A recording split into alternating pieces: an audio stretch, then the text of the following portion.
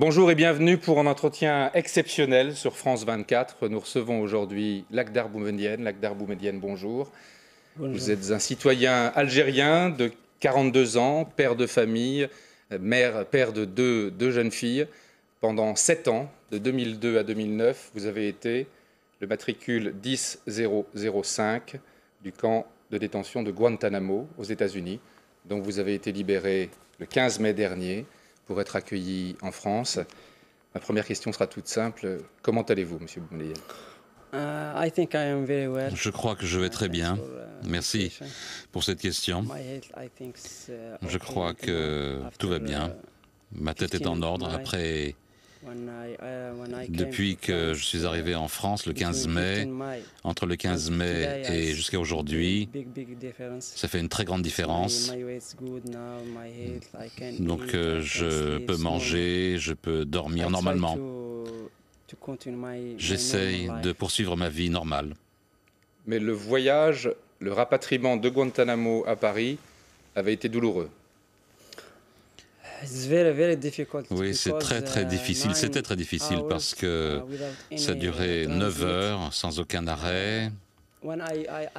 Et quand je leur ai demandé pour aller aux toilettes, ils m'ont dit qu'il fallait qu'ils vous filment, c'est cela? Oui. Oui, ils m'ont dit que on ne peut pas vous permettre de fermer la porte de la toilette. Les toilettes doivent rester ouvertes et on va vous filmer. J'ai refusé et j'étais patient. Je suis resté 9 heures sans toilette. Imaginez, 9 heures sans aller aux toilettes. Une question qui va paraître bizarre. Quel poids vous pesiez quand vous êtes revenu en France? Eh bien, quand je suis arrivé à l'aéroport militaire, ils ont fait quelques... Check-up, vérification. Ils ont fait quelques examens, ils ont regardé mon corps et m'ont dit « Vous pesez 56 kilos, mais avant la grève de la faim, je pesais 73 kilos, entre 73 et 75 kilos. » Alors on va revenir un peu dans l'histoire avec vous, Monsieur Boumedienne. Nous sommes en octobre 2001. Vous travaillez pour le Croissant Rouge à Sarajevo, en Bosnie.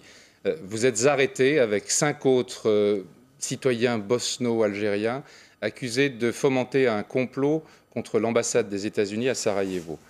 En janvier 2002, 5 mois plus tard, vous êtes lavé de ces accusations et libéré. Vous sortez de la prison à Sarajevo. Que se passe-t-il? Après 3 mois passés en prison, exactement 3 mois après, le 17 janvier, les gardes m'ont donné un document et m'ont dit « Vous êtes innocent, vous avez été innocenté par la Cour suprême bosniaque et vous pouvez retourner chez vous maintenant. Vous pouvez prendre vos affaires et ciao, bye bye. » Et quand j'ai pris mes affaires, j'ai regardé sur la télé bosniaque et ils ont dit le groupe algérien, Boumedienne, Saber et tous les noms des 6 personnes sont innocents. Mais 2 minutes plus tard, j'ai vu sur une autre chaîne mon avocat, son nom c'était Karkin, il a dit j'ai des informations au sujet de mon client Lakhdar. Il va passer de Sarajevo vers d'autres bases américaines, des bases militaires, à l'extérieur de la Bosnie, quelque part, et après, il ira à Guantanamo. Donc vous vous êtes retrouvé par ce mois de janvier. Nous sommes 5 mois après les attentats du 11 septembre. On est en janvier 2002. Vous vous retrouvez à Guantanamo. À l'époque, c'est encore le camp de Barbelé qu'on connaît sous le nom de camp X-Ray, c'est ça? Ce n'est pas encore des bâtiments en dur, c'est le camp de barbed wire, de barbelés.